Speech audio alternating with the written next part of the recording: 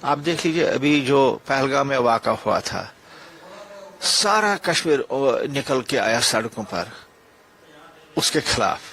उन्होंने कंडेम किया टेररिज्म को, उन हरकत को। अच्छा, इतना ही नहीं, एक मुस्लिम जो था जिसने अपने जान पर खेलकर उनको बचाने की कोशिश की, जब टेररिस्ट वहां पर फायरिंग करते थे, आगे बैठा ढाल की तरफ उनके सामने आया और शहीद हो गए। तो लिहाजा सब लोग टेररिस्ट वहां पर नहीं हैं।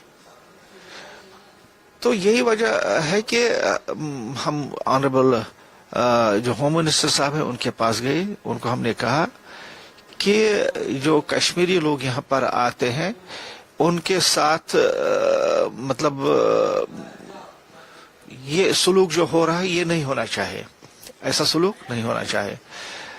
तो जिन जिन स्टेटों में ये लोग रहते हैं वहां पर लॉ ऑर्डर की मशीनरी जो है उनको कह देना चाहिए ताकि वो प्रोटेक्शन दे दे उन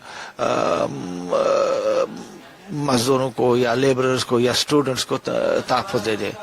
और जो इसमें मुलविस है उनके खिलाफ सख्त कार्रवाई होनी चाहिए, क्योंकि जब कार्रवाई होगी तो आगे ये लोग नहीं करेंगे कि इस तरह जो बात हो रही उनको कोई पूछा नहीं जाता है तो वो एनकरेज होते हैं तो और ज्यादा शिद्दत से हमारे लोगों को टारगेट करते हैं।